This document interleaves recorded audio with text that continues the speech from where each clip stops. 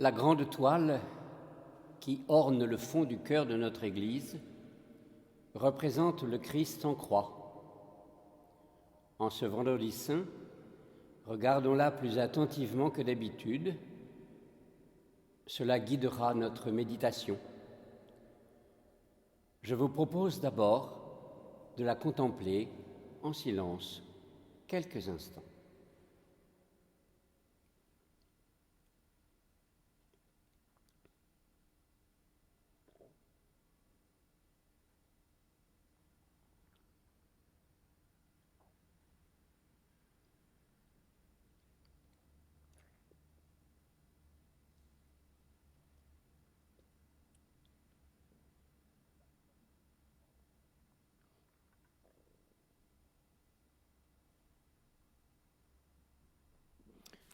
Voilà. Disons tout de suite que certains peuvent aimer cette toile et d'autres non. C'est le droit de chacun. Je ne vais pas regarder ce tableau sous l'angle esthétique, mais sous celui de la foi. Comment cette toile nous parle-t-elle du mystère de foi que nous célébrons en ce vendredi saint ? Jésus se détache en clair sur un fond très sombre. Son corps occupe environ les 5/6 du tableau en hauteur. Les mains touchent quasiment le bord supérieur, alors que les pieds sont très bas. C'est dire tout de suite la centralité de la foi chrétienne. La foi chrétienne est centrée sur Jésus, et Jésus crucifié. Jésus est notre carte d'identité religieuse. Nous, chrétiens, nous croyons qu'il n'existe pas d'autre nom par lequel les hommes puissent être sauvés. Si un homme est sauvé, c'est-à-dire s'il est définitivement relié à Dieu, c'est ainsi qu'on peut évoquer ce qu'est le salut, c'est grâce à la mort et à la résurrection de Jésus. Jésus est mort pour tous les hommes et pas seulement pour les chrétiens.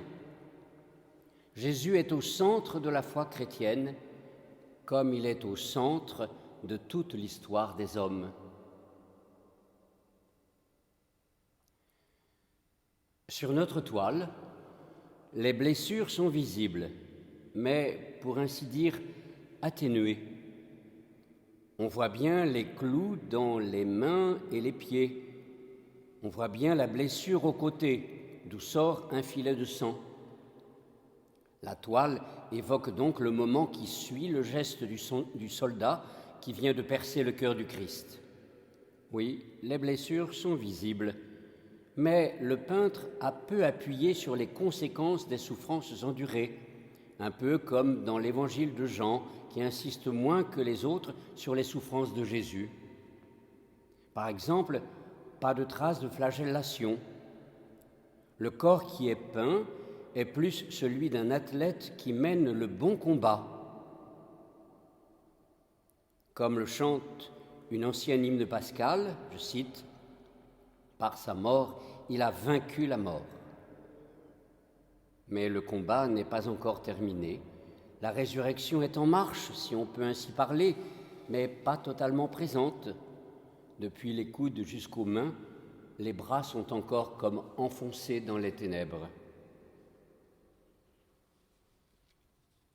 La toile insiste moins sur les souffrances physiques que sur la souffrance psychologique et spirituelle, c'est-à-dire la solitude.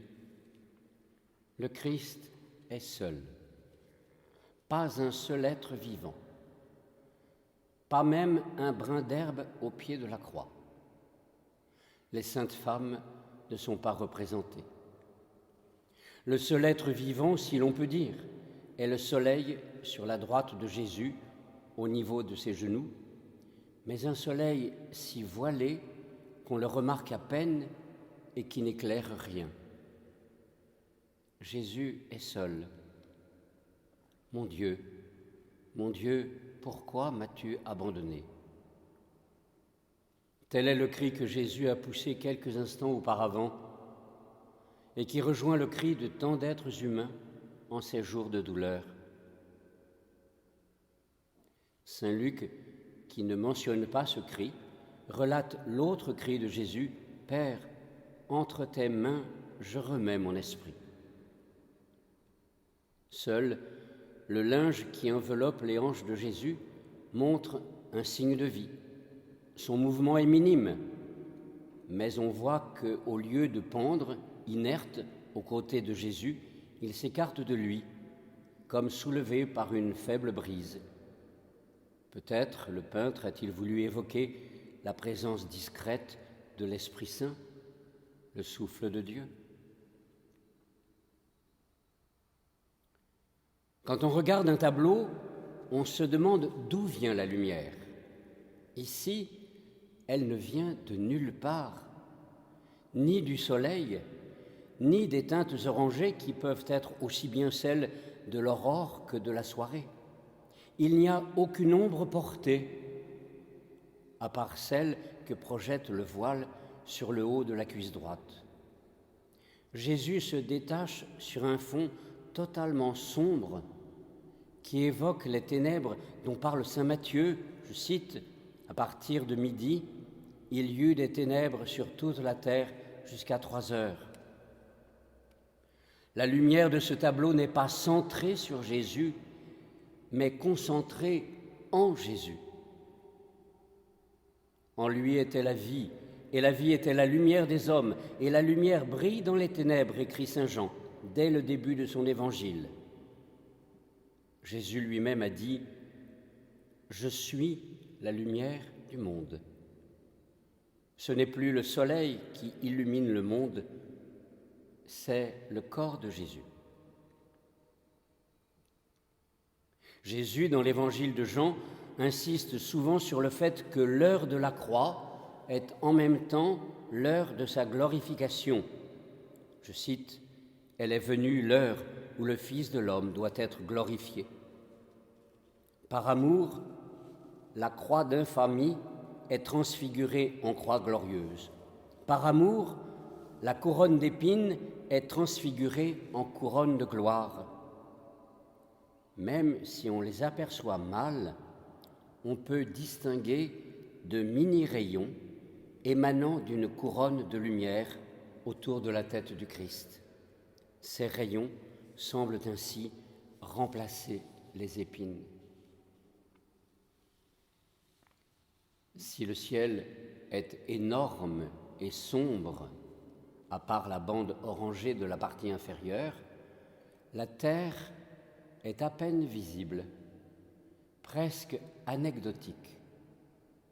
Et pourtant, c'est en elle que la croix est fichée, lourde de tout le poids du corps qu'elle porte. Elle est maintenue verticale par 2 coins, comme les coins que les bûcherons enfoncent dans un tronc qu'ils veulent faire éclater. Si ce sont bien des coins que l'auteur a voulu peindre, leur taille semble exagérée. Mais c'est comme pour dire que la croix, bien plantée, semble vouloir faire éclater la terre et lui permettre de parvenir jusqu'à son cœur. Dans le credo, nous disons que le Christ est descendu aux enfers, non pas en enfer, mais dans les enfers, c'est-à-dire dans les lieux inférieurs où les anciens pensaient que végétaient les morts. Les anciennes icônes de la résurrection montrent Jésus descendu aux enfers pour saisir Adam et Ève, car la puissance de la résurrection touche celles et ceux qui sont morts avant le Christ.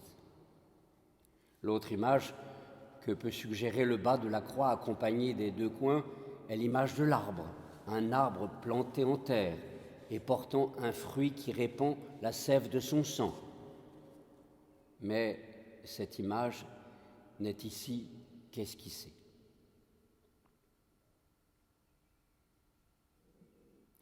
Aucune peinture seule ne peut rendre la totalité du mystère de la croix, pas plus qu'une seule homélie. Notre toile ne peut que suggérer la plénitude de notre foi en Christ.